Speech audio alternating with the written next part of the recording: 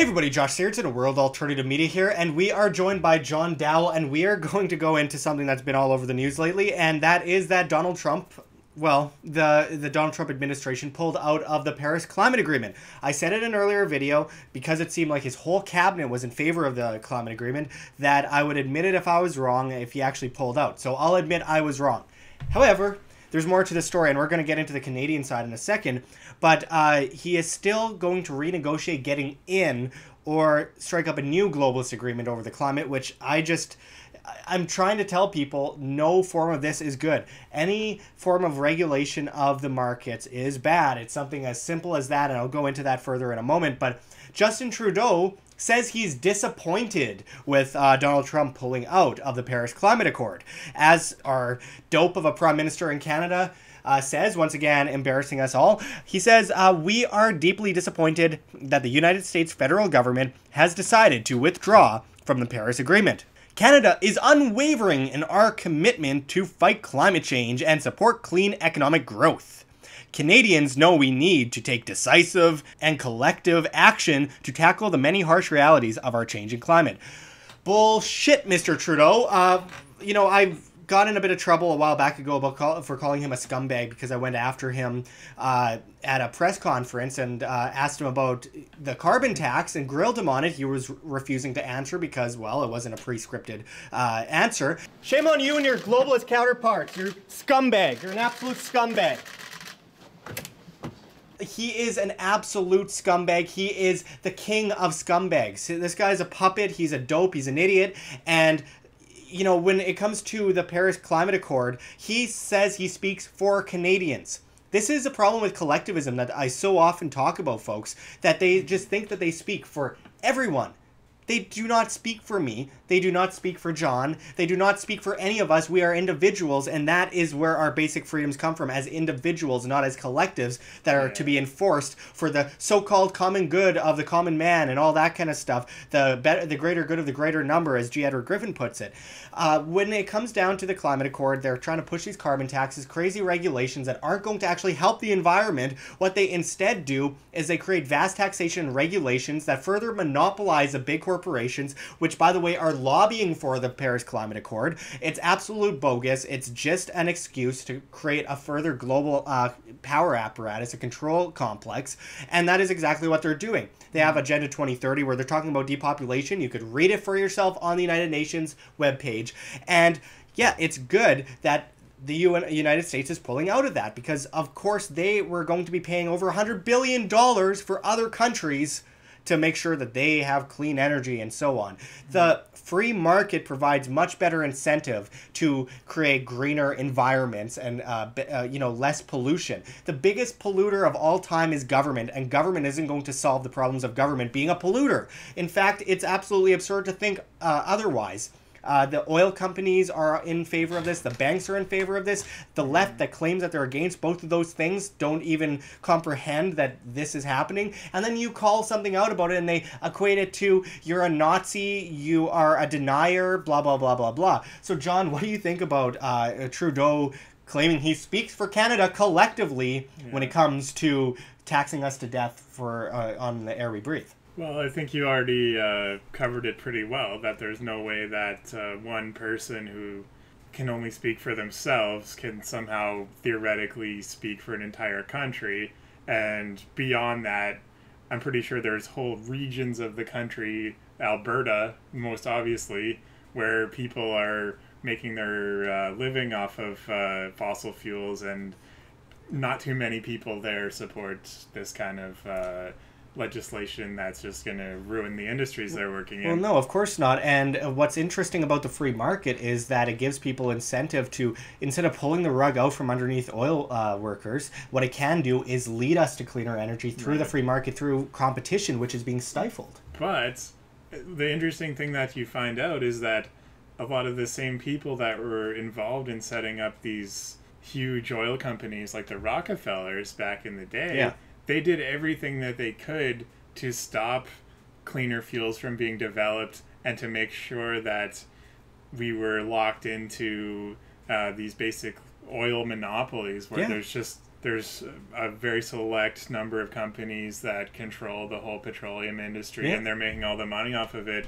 You get into stuff like hemp fuel and ethanol-based fuels, and there were actually cars in the early 20th century that were running on those fuels. Of course, yeah. Like Rudolf Diesel, the guy who invented the diesel engine, was originally using plant-based fuel in the diesel engines, and J.D. Rockefeller was not a fan of this because he was obviously owned Standard Oil, and he talked to his friend Henry Ford and got Henry Ford to start only producing cars that ran on gasoline engines. Well, absolutely. Because Standard Oil had a monopoly on producing gasoline. It was such a difficult process that they were basically the only ones that could do it at the time. And that wouldn't have happened if it weren't for government control, if it didn't come down to the regulations that pushed everyone else out of the market. Exactly. And of course, there's a lot of cleaner fuels that we could be using, like hemp-based fuel. Hemp-based fuel has virtually no environmental impact. You can grow a crop of hemp in about 40 days. It's completely sustainable. It actually puts nutrients back into the earth to grow hemp. And you can run a car on hemp fuel. Why are none of these climate change advocates talking about that? Yeah. It's kind of interesting, going back to what you were saying about how a lot of big fossil fuel companies actually lobby for carbon taxes. And yeah, it all goes back to the days of the Prohibition era, when after making sure that Henry Ford would build Ford's cars to run on gasoline instead of any plant-based fuels, the Rockefellers actually sponsored a lot of the pro-prohibition groups, and they made sure that part of the legislation was to ban not only drinkable alcohol, but denatured alcohol, like the kind you find in ethanol. Yeah. They made this crazy argument that, oh, maybe when people don't have any booze, they'll try to get drunk off of ethanol fuel, which I don't think anyone would ever do. But you can go back to that time and find old news stories about people having to dump out whole garages full of ethanol fuel. So, you know, the monopolists run the game, and that's just how it's always been. So we're not allowed to have cleaner energy if these elite oligarchs don't want it. Yeah, the corporations depend on the government leeway in order to gain these monopolies in the first place. A lot of people say that corporations run the government, but in reality, it's governments run the corporations. Yeah. Corporations rely on the government to get these monopolies, so I think that's really obvious. I think we want to make it clear here that while we're against deals written by these globalist elites that favor the big multinationals and hurt small businesses and just load more taxes onto the common people, which is what these climate deals are, we're not saying that, you know, car exhaust is good for the planet. No. I mean, we've obviously seen, I think a lot of the climate change stuff is pure alarmism, but clearly a lot of these emissions going into the air have caused things like acid rain, bad horrible asthma, smog. horrible. Yeah, absolutely. It's not a good thing, and it is silly when you see big traffic jams with just one person sitting in a car and one person sitting in another car, and you know, it's a very inefficient way to get around when you could have more people using public transit. Well, yes, more people using other things, but it's not. The change isn't going to come from just making the poor poorer and the rich richer, which is what this carbon stuff is all about. And well, but see, this is the interesting side of this, is that all these people that for years were talking about real pollution and what we as individuals can do to better the environment, they're now distracted from that and looking at how can we tax people. Norway got a carbon tax in 1992. It didn't help. Australia got one. They got rid of it.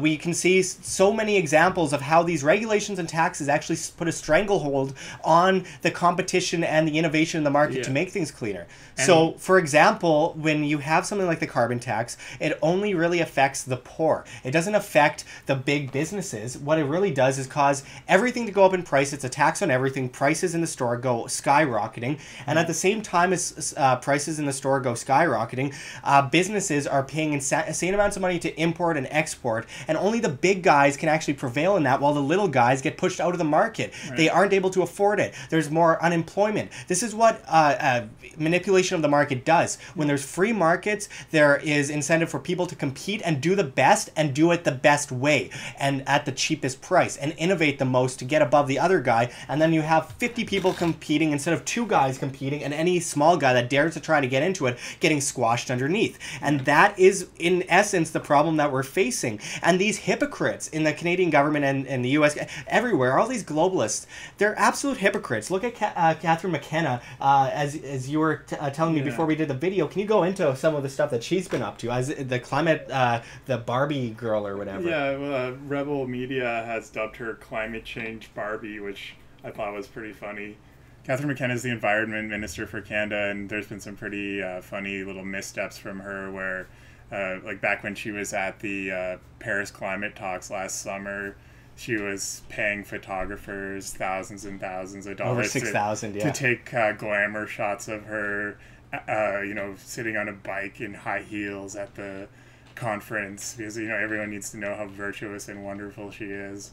Then they were buying Lexuses and Mercedes. Yeah, well, that's Benzes. what I was just going to get to. Yeah, she's trying to make herself the poster child of this whole climate change movement, but then at the same time, her department was caught spending hundreds of thousands of dollars on luxury vehicles for people working under her. Lexuses, Porsches, none of them Priuses or anything like that. Not that I would support tax dollars being used to buy these rich bureaucrats anything, but... But yeah, they're buying SUVs, luxury SUVs, pretty funny stuff.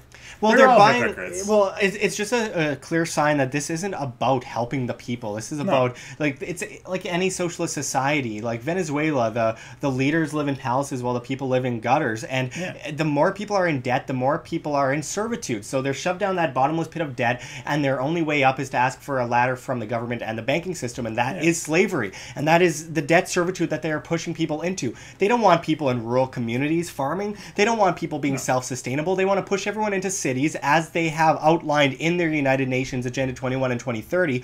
They want people to be dead broke because it means they are more in servitude to them. Yeah, and when people lose their jobs and lose their small businesses and lose their homes and lose their farms, what are they going to look to? They're going to look to welfare, and probably the next thing coming down the road, the guaranteed minimum income or universal basic income. So yeah, it's just inflate prices, and it's then always create a dependent class of people that you've taken everything away from them, but they're supposed to be so grateful that they can now get a handout from the government after they've been taxed out of the market. Well, this is the Hegelian dialectic of problem, reaction, solution, repeat. And that's the whole dialectic of this whole situation, is that when you truly look at the economics of it, makes no sense. When you look at the market principles, makes no sense. This isn't about the climate. The biggest polluter on earth isn't going to change the climate. We as individuals will through the free market because there's incentive to do so. But these market regulations push small businesses under the rug. They inflate the massive corporations that the left says they don't like. They inflate the banking system, they inflate the oil companies, and they inflate the price of living because, of course, inflation can come from printing currency out of thin air, devaluing the dollar, creating debt inflation, and it also can come from market manipulation, which causes bubbles, it causes prices to go up because there's no competition, so anyone could just set their price up high if they're the lone monopoly, shoved into it by regulations and taxation that they claim is to stop the big industries, as the left always perpetuates in the media, when really it just crushes the small businesses that are trying to actually compete in that market fair and square with individual demand rather than the government's so-called demand. Yeah, it's all about consolidation. It's the same thing as the minimum wage hikes, where a lot of well-meaning leftists are out screaming in the streets, "We want $15 an hour minimum wage! We want $15 an hour minimum wage!"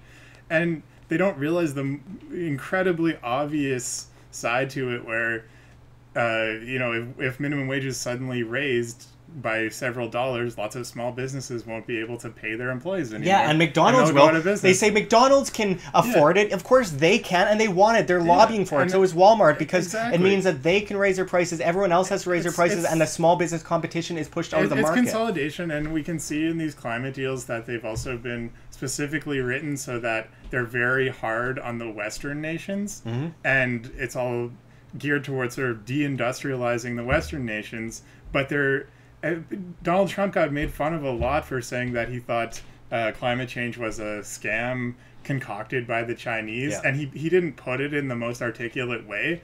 But when you Never actually should. look at Never the does. no, he never does. But when you look at the deal, what he was getting at is true, that China is the biggest polluting nation on the face of the earth by far. You mean China? China. Yeah. Like, you know, all these big multinationals, the ones who are all for these climate deals for the most part, they have all their manufacturing in China, most of them, or places in that region. Yeah. Maybe Indonesia, Malaysia.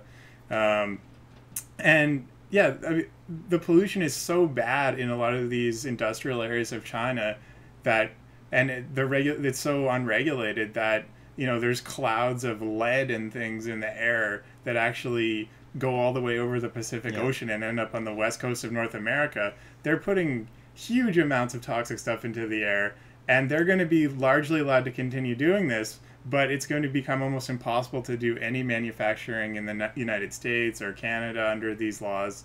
Well, and Canada isn't even above, like, with the amount of carbon output that Canada actually puts out there. It's so minuscule compared to the whole Earth. It's so minuscule there's hardly anything in Canada. There's like Toronto, Montreal, Vancouver. Just a lot of people to tax and there's put like into a the lot of animal empty farm. space just between all that. I mean, you look at Manitoba. You know, we live here in Winnipeg in the little eastern corner, basically, of Manitoba, and the rest of Manitoba's empty. Yeah, There's I know. nothing there. Well, absolutely. Well, I'm just going to get to the bottom line right now.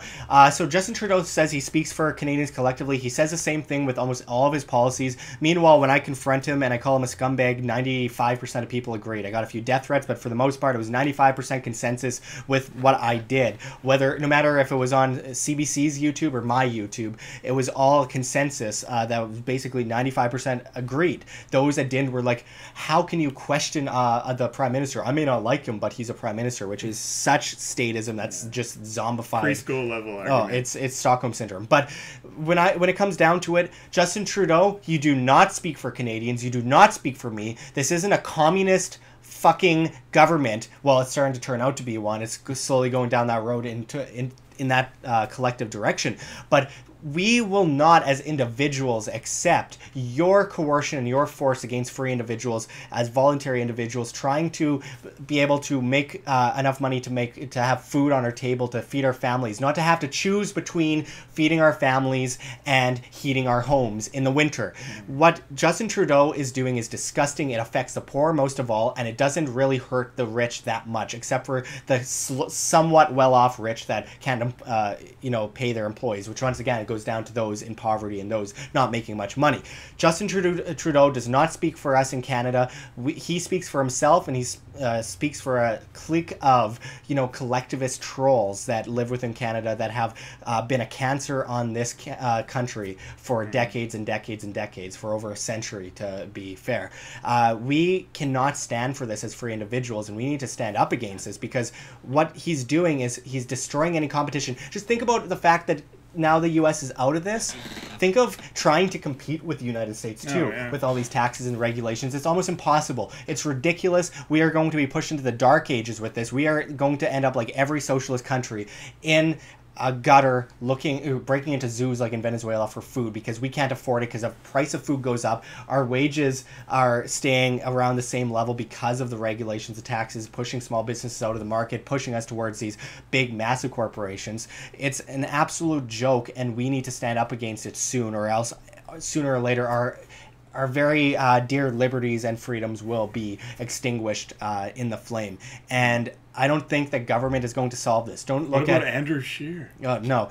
There's not going to be any government official that's going to save this situation. It's going to be us as individuals, because we're the change we wish to see, not some bureaucrats, not more statism. Statism doesn't solve statism. It just begets more statism. So we have to remember this. Thanks, John, for talking with us today. We'll be back at you with more on this, of course, as it continues to develop, because he won't sleep until we're all in chains. But then after all, he has no no say in things. He's going to go on Kelly Ripa's show next week for 2 days straight at Niagara Falls because, you know, he likes to wave and smile and look like an idiot, and these other guys behind closed doors are doing all the work, and it's a globalist effort, and it's quite clear at this point. If you haven't seen this thus far, I really hope that you start looking a bit closer, because you're not going to get your news from the CBC, you're not going to get your news from CTV Global, you're going to get your news from independent media, which is why I say make sure to check the links below. GoFundMe, Patreon, we can't do it without you. Any donation is very much appreciated, especially as we are so vastly censored and demonetized by YouTube. Also check our Bitcoin address in the description and the comments, as well as on the screen for you to scan, if you please. And also check our link to the Red Pill Expo, which takes place June 23rd to 24th in Bozeman, Montana. You can see people like Robert Kiyosaki, G. Edward Griffin, Lord Monckton, Richard Gage, James Corbett, Jeff Berwick, Ty Bollinger, Mike Adams, Cynthia McKinney, John Rappaport. The list goes on and on. We really hope to see you there. But until next time, this is Josh Sigurdson and John Doull signing out from World Alternative Media. Find the truth, be the change.